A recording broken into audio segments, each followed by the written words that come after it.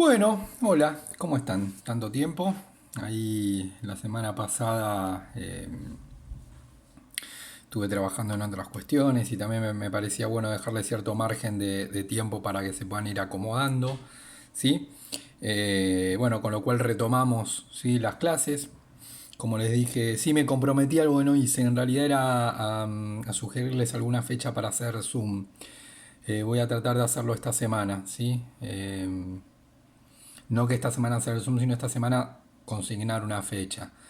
La idea va para los dos quintos, ¿sí? Después la idea que estén más o menos atentos a la plataforma, después pásense la info, porque la idea, bueno, sería hacer algún Zoom más que nada para poder charlar, poder vernos y charlar un poquito y ver el tema de las calificaciones, ¿sí? Por eso sería importante que estén todos.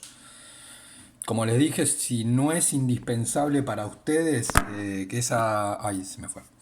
Que esa opción siempre está abierta. La verdad es que reitero lo que ya dije, que para mí me suena más práctico esto, pero si en algún momento o en alguna instancia o en algún tema quieren hacer un Zoom, lo hacemos, no hay ningún inconveniente. Pero en reglas generales, si nadie dice nada, seguiremos así porque me parece lo más práctico esto. De todos modos, haremos uno la semana que viene y aprovecho más que para explicar mucho tema ahí, en realidad lo utilizaría primero para charlar un ratito y segundo para aclarar el tema de la evaluación y todo eso. Eso estaría bueno que ya matamos dos pájaros de un tiro. Frase muy original. Eh, Así que bueno, lo que voy a hacer esta semana es consignar la fecha, ¿sí? Que podrá ser la que viene o la otra. Así nos juntamos. En el video, che, está medio como me parece el video, no, me parece el celular no va a enfocar bien ahí. Eh, la idea sería continuar, ¿sí? Con el desarrollo del movimiento obrero organizado, ¿sí? Las diapositivas súper rápido de repaso, tiene que ver con el movimiento obrero organizado entre el 30 y el 43. Hablamos de lo que eran los sindicatos, las centrales sindicales, las diferencias que había entre ellas, que hay una reunión en la CGT que dijimos que es una corporación muy importante hasta el día de hoy, existe hasta el día de hoy la CGT. Eh, Después, bueno, hablamos ahí y hicimos como una intro a lo que sería el conflicto social, ¿sí? Que dijimos que están las manifestaciones y el conflicto social en sí y sus manifestaciones, y el conflicto base, que es propio del capitalismo, y las manifestaciones del conflicto. Hasta ahí es donde quedamos, ¿sí? Sí, esto no me va a enfocar bien, me parece. A ver. Ahí. No, porque estoy con el celu, en realidad. No estuve, no tuve mucho de suerte, de paso les cuento mientras acomodo todo esto. Que no, me iba a comprar la cámara y el micrófono para la compu. De paso me compré una compu en realidad, una compu de escritorio. Eh, Nada, y el viernes dije, bueno, voy a comprar el micrófono, así ya libero el celular de todo esto. Y bueno, el viernes vi un montón y dije, bueno, seleccioné estas tres, tipo copié el link, todo y dije, bueno, nada, en estos días lo entro y la compro, yo qué sé, y bueno, nada, medio que el dólar un poquito subió. Entonces bloquearon las tres links que yo tenía de las cámaras que más o menos y estaba dispuesto a pagar y más o menos eran aceptables. Así que bueno, seguimos con el celular. Bueno, hablamos del tema del conflicto social, del conflicto base y las manifestaciones. Lo que quedó en realidad eran las respuestas del Estado, ¿sí? Las respuestas estatales. Porque dijimos que no está establecido cómo tiene, no hay un debería ser, ¿sí? Que esté claro para algunos de una manera, es decir, frente al conflicto social el Estado tiene que responder de una manera y para otros de otra. Entonces no hay un debería ser. Sí, bueno, el Estado lo que tiene que hacer es esto. Sí, eso para uno, para otro de otra manera, ¿sí? Entonces, entre el 30 y 43, ¿qué pasó con el estado y el conflicto social? Voy a explicar algo que en realidad no les debería sonar muy original o novedoso en la historia argentina, ¿sí? Porque en realidad el Estado va a transitar un doble camino. Por un lado, entre el 30 y el, entre el 30, entre el 30, ahí va, y el 43, la respuesta del Estado va a tener que ver con la represión del conflicto, ¿sí? Reprimir, el Estado reprimiendo el conflicto social. Estoy diciendo declarar el estado de sitio. ¿Qué sería el estado de sitio? Concretamente, ¿se acuerdan que era suspender los derechos individuales? El estado de sitio es cuando el Estado, ante una situación de emergencia, declara el estado de sitio. ¿Tiene que ser, es algo constitucional? Sí, la Constitución lo permite. Para casos de emergencia. De hecho, por ejemplo, el presidente nos animó a declarar el estado de sitio. Fíjense que incluso siendo un presidente democrático, que es una situación de emergencia evidente, el presidente nos animó a declarar el estado de sitio porque es una medida muy seria. No es una medida para tomar así nomás. De hecho, son pocos los presidentes que declaran el estado de sitio porque él es el presidente que está suspendiendo los derechos individuales, como por ejemplo el derecho de reunión, el derecho de manifestación, el derecho de tránsito. El presidente ahora nos animó a declararlo. Fíjense que igual algo de eso hay, ¿sí? Es decir, se prohíbe, no está, digamos, está limitado el derecho de reunión, el derecho de tránsito. Es algo muy serio, porque el Estado, el Poder Ejecutivo está, prohibiendo, no, está suspendiendo derechos que le da la Constitución al individuo. Obviamente, ¿por qué está en la Constitución si Argentina es un país republicano, ¿sí? Con el respeto de los derechos individuales? Bueno, la Constitución, bueno, en casos de emergencia.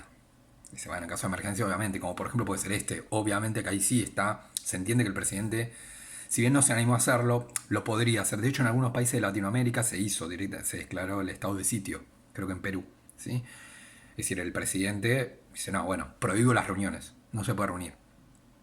Pero está reservado para una situación de emergencia, ¿sí? No porque, bueno, declaro el estado de sitio y la posibilidad de manifestación y de reuniones porque él me hace una manifestación a mí, como presidente. Y no, en eso no, porque eso sí sería una mala utilización del estado de sitio y sería muy grave porque el presidente está limitando el derecho de reunión y de manifestación porque le están haciendo una manifestación en su contra. Y eso sí que es muy grave que haga eso, hasta se lo puede destituir en algunos, se lo puede quitar del cargo por eso, porque no lo está aplicando cuando corresponde.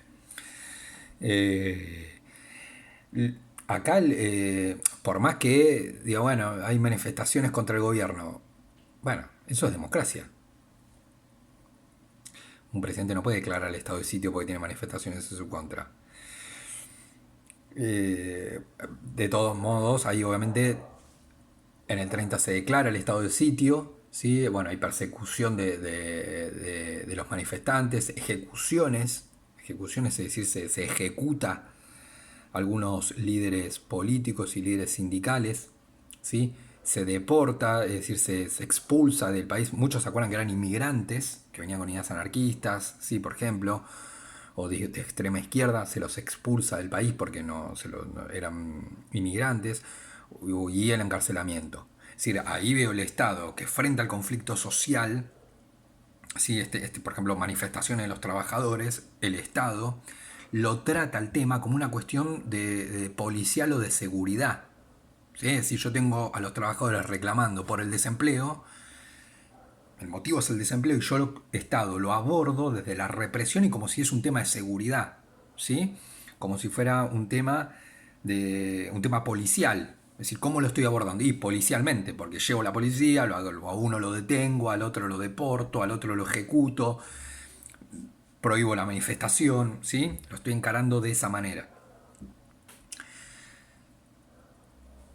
Entre el 30 y el 43 va a haber distintos presidentes. Esto supongo que ustedes ya lo fueron completando, no es que va a haber un solo presidente. Es verdad que el Estado no es que todos los conflictos sociales lo va a abordar con la represión. En algunos casos por la represión y en otros lados va a intentar como negociar. ¿Sí? Bueno, tengo una manifestación, bueno, negocio. Bueno, a ver qué quieren, qué me están pidiendo. Es decir, en lugar de encarcelar a los que dirigen la manifestación, los convoco, los llamo, los escucho. ¿Sí? De hecho, se crea el Departamento Nacional de Trabajo, que era como, ahí como que se crea un área de gobierno que va a abordar la cuestión del conflicto laboral, digamos. ¿Sí? De los conflictos laborales, ¿sí? Como que el Estado crea como crea el Ministerio de Educación para ocuparse de la educación y el Ministerio de Salud para ocuparse de la salud, crea el Departamento Nacional de Trabajo, que es un área del gobierno que se va a encargar de los conflictos laborales. La verdad que nada, depende de qué mitad del vaso uno mire, en el sentido que es muy positivo que se haya creado. También es verdad que concretamente, digamos, como que no tuvo mucha fuerza a la hora de abordar los conflictos. Fuerza no física, en el sentido de no tuvo mucha utilidad. No fue un área muy útil. Es como que, bueno, se creó y listo, se creó, punto. Y estaba el tipo ahí en la oficina y ya está. Es decir, como que no resolvió los conflictos, básicamente. Nada, la mitad del vaso lleno es que se creó, y no es un dato menor, que el Estado cree un área, porque eso por lo menos dar un primer paso, ¿sí? Crear un primer paso para poder resolver esos conflictos laborales. Porque imagínense que antes ni existía un área vinculada a la cuestión laboral. No existía en la Argentina, dentro del gobierno. Es como que yo diga, no existe Ministerio de Educación. Así de una. O no existe Ministerio de Salud. No sé, como cada uno se encargue de resolver su tema, yo qué sé, no sé. ¿Sí? Su tema de salud, su tema de educación. Bueno, ahí eso estaba, pero lo que no estaba era un área de trabajo. Entonces ahí volvía como a la idea liberal. Bueno, esto es un tema que nosotros después lo voy a explicar, ¿sí? Como que los conflictos laborales lo tenía que resolver el trabajador con el capitalista. Como que era una cuestión privada en el sentido de entre ellos, como que el Estado no tenía nada que ver. Es como que yo ahora diga de la salud, el Estado no tiene nada que decir. Es como que cada uno se arregle. Si puede pagar una, se la paga, el que no, tema suyo. Yo no me meto, yo Estado. Eso sucedía con la cuestión laboral. Entonces, un primer paso, obviamente, es que se crea un área del Estado que aborda el conflicto laboral. Lo cierto también es la mitad del vaso vacío, es que no resolvió muchos conflictos entre el 30 y el 43. La verdad es como que se creó la oficina y quedó ahí. Eh, Cuándo reprimir y cuándo negociar es como que el Estado va a ir por los dos caminos, digamos, ¿no? Es como que va por un lado y va por el otro, va por un lado y va por el otro, ¿sí? Como que el Estado miraba algunas cuestiones y de acuerdo a esas cuestiones reprimía o negociaba, ¿sí? Digamos, reprimía o negociaba. ¿Qué es lo que miraba? Por ejemplo, la visibilidad, ¿sí? Si era un conflicto en una zona muy visible, ¿sí? El Estado ahí se cuidaba de reprimir porque quedaba muy expuesto. ¿Sí? Si vos lo que haces con una manifestación es ir con la policía y porque está reclamando te lo llevas preso, algo que no es muy constitucional, si lo haces en Buenos Aires te va a ver todo el mundo, digamos. Entonces ahí el Estado tendía a, digamos, no quiero decir no reprimir porque reprimía, pero era como la segunda opción. ¿Sí? Ahora, diferente era si el conflicto era en la Patagonia y no se enteraba nadie. Imagínense que no nos enteramos ahora, digamos. ¿Qué conflictos laborales hay ahora en Formosa? Yo creo que nadie tiene ni idea. Imagínense en ese momento. Entonces, ahí el Estado, si quería reprimir, como que si decían acá reprimamos, reprimía porque no se enteraba. Era como que la difusión era muy escasa. Lo mismo pasaba con la posición política de los dirigentes. El Estado sí iba a ser como muy duro cuando el conflicto social estaba, digamos, en ese conflicto social era como impulsado por dirigentes anarquistas o comunistas. Ahí el Estado como que directamente iba de una a reprimir. Si eran de otra ideología, por ejemplo, socialistas, moderados o sindicalistas revolucionarios, aclaración, vean el video anterior que yo lo aclaré, que era el sindicalismo revolucionario. Ahí trataba primero de negociar y tener una postura un poquito más negociadora.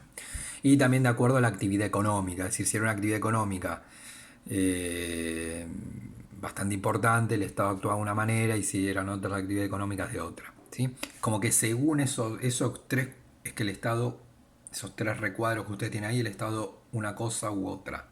¿Sí? Lo que está claro es que entre el 30 y el 43, Entonces la respuesta frente al conflicto social que derivaba del trabajo, del conflicto social en el sentido entre capitalistas y trabajadores, ese conflicto, digamos, es lo que decimos, el Estado como que va a variar, ¿no? Entre una respuesta y otra. Y eso también influía mucho quién era el presidente. Por eso dice, la incidencia de cada respuesta variaba según la presidencia. ¿Sí?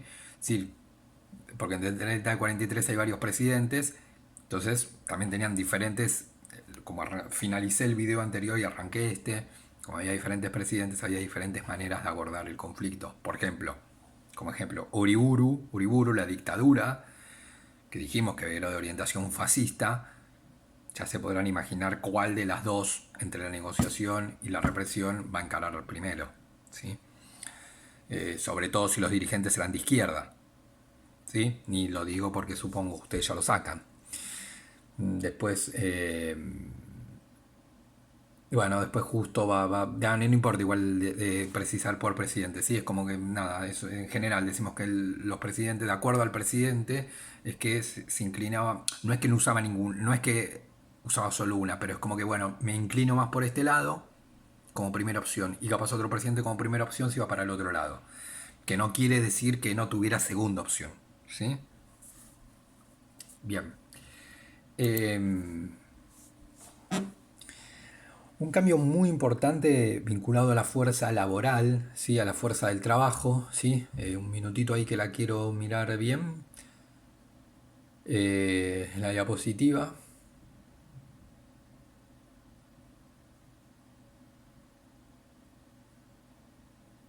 Está bien. Sí.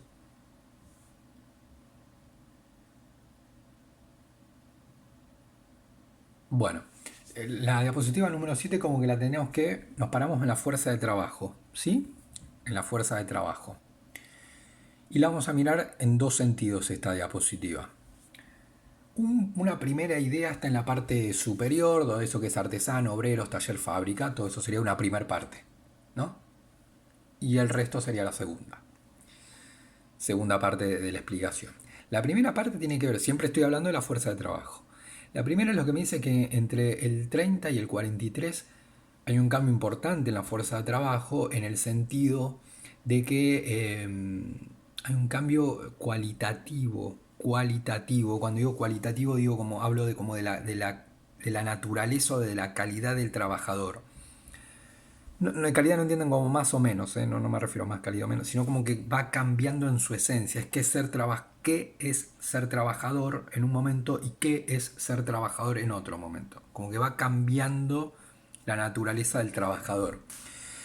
Porque digamos que a fines del 1800, principios del 1900, ¿sí? Hasta uno podría decir ese 1900, sí, 1910, 1920 más o menos. El trabajador en la Argentina, en la ciudad estoy hablando, ¿no? No me estoy hablando del peón rural que trabaja en el campo, sino del que trabajaba en la ciudad. Generalmente era un artesano, ¿sí? El artesano es aquel que es dueño de las herramientas, es aquel que en una misma persona reúne el conocimiento de cómo hacer un producto y lo sabe ejecutar, ¿sí? Es decir, tiene un saber, un expertise en relación a, digamos, una determinada actividad, ¿sí? Eso es un oficio, que no es una cuestión menor. No es que era un obrero que tal vez no sabía leer y escribir el tipo, pero tenía un conocimiento de un oficio que no era una pavada. Hoy no es una pavada. ¿Sí? Yo le digo, no sé, hagan una reja. Una reja para el frente de su casa. Eso lo hace un herrero, no es que cualquiera lo hace. Tiene que saber qué caños comprar, utilizar la soldadora, yo qué sé, a cuánta distancia poner los barrotes, digamos, qué necesito para soldar, si la máquina, pero y además algo más, eh,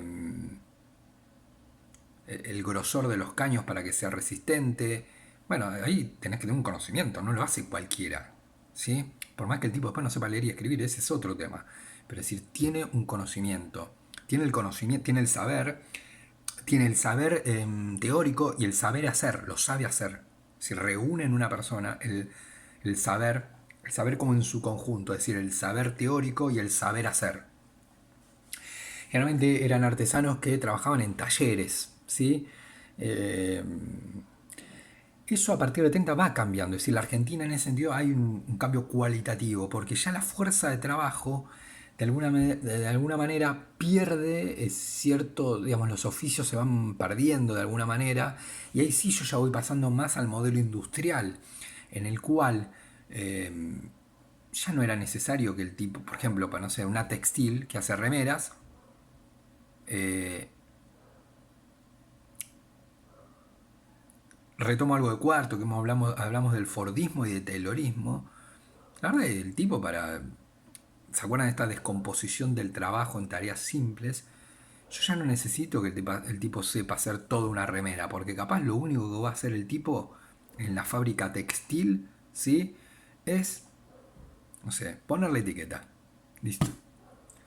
No me interesa que sepa cortar la tela, no me interesa que sepa hacer el estampado, ¿sí? Ahí ya lo estoy diferenciando del artesano que sabe hacer todo el producto, ¿sí? Si no es un tipo que hace tareas simples. Capaz lo único que hace es pegar la etiqueta, ¿sí? Entonces yo paso un obrero de una fuerza de trabajo artesanal a un obrero que en ese momento era un obrero prácticamente sin calificación y que en lugar de trabajar en un taller va a trabajar en una fábrica, ¿sí? Eso sería como una primer caracterización de la fuerza de trabajo alrededor de la década, a partir de la década del 30.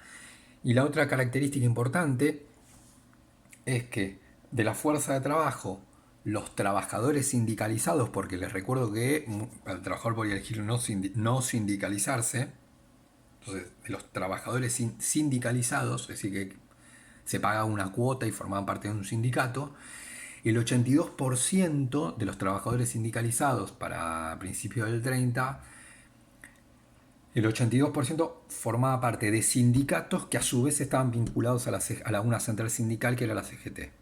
Es decir, lo que quiero decir con este dato es que la CGT era una central, había otras centrales sindicales, ¿se acuerdan? Que había otras, pero claramente la CGT es la predominante porque el 82% de los trabajadores eh, sindicalizados forman parte de sindicatos que forman parte de la CGT. El otro dato, ¿sí? Para que ustedes más o menos ya se vayan dando una idea, los sindicatos en cuanto a que tenían mayor cantidad, el más sería como mayor cantidad de afiliados, estaban vinculados al transporte, ¿sí? Al transporte, siendo la Unión Ferroviaria, esos UF, la Unión Ferroviaria el sindicato más importante de la Argentina por la cantidad de afiliados que tenía, ¿sí? Construcción comienza a ser un sindicato muy importante y comercio. Eso van a ser los tres sindicatos como más importantes de la Argentina, ¿sí? Sindicatos vinculados al transporte, a la construcción y al comercio, ¿sí? Bien, bueno, ahí tiene una pintura de Antonio Berni. Que no sé, me parece que esa la puse después. Bueno, no importa. La salteo. Bien. Y en relación al movimiento obrero organizado, ¿sí? Vamos a hacer como una evaluación, ¿sí? Porque después tiene una actividad, ¿sí? No, vamos a hacer, explico la actividad y después la 9, ¿sí? La actividad tiene que ver, a partir de la bibliografía que ustedes tienen, en precisar el área geográfica donde se desarrolló, la industria por sustitución de importación y completar el siguiente cuadro, que sería como una comparación entre, estoy en la diapositiva 10, la clase obrera, entre lo que era la clase obrera tradicional, ¿sí? Tradicional que sería la que se origina a fines del siglo XIX, a principios del siglo XX, y la que dijimos este cambio de naturaleza que hay de la clase obrera. Obreros había, no es que surgen en 1930, pero hay un cambio importante de naturaleza. Esa que surge en 1930. ¿Qué tienen que comparar? La tradicional con la nueva, clase obrera, y ahí vinculan lo que es el tema del origen, ahí van a ver una diferencia, dónde se origina una y dónde se origina la otra, y el accionar político y el accionar corporativo de esa clase obrera, ¿sí? Ahí van a encontrar una diferencia entre la clase obrera tradicional y la nueva, la que surge en el 30, y la otra clase obrera, que es verdad que yo en la diapositiva anterior la definimos más como artesanal. ¿Sí? No, digamos, ahí porque junté el texto con el otro texto y ahí, bueno, hay diferentes denominaciones, ¿sí? Cuando estoy hablando de la tradicional, puedo hablar de clase obrera tradicional o de esa clase artesanal, la que expliqué antes, y la nueva, la que surge en el 30, que va a la fábrica, sin calificación, ¿sí? En función de dos puntos sacan las diferencias: el origen y el accionar político corporativo. Son un renglón, un renglón, un renglón, un renglón, no más. Nada, las fotos son de... nada, como comencé a incorporar mucho el tema de las fotos, sobre todo en la otra diapositiva también, porque muchas son de la época, ¿sí? Para más o menos tengo una idea de lo que era esa clase obrera. Eh, bien. ¿Alcanza o no alcanza? No, no. No puedo extender más si no quiero. Bueno, pero voy a tratar de subirlo esta semana, si cerramos esta diapositiva. Ya tienen la tarea para el que quiere ir haciendo. Me queda la última, la diapositiva 9, en realidad, porque las 10 ya expliqué, que será como un cierre al tema de la clase obrera. ¿Sí? Bueno, espero que se encuentren bien. Les mando un saludo grande y espero que nos veamos en el Zoom. ¿Sí? Así de paso tengo ganas de verlos y saber cómo andan. Bueno, saludo grande.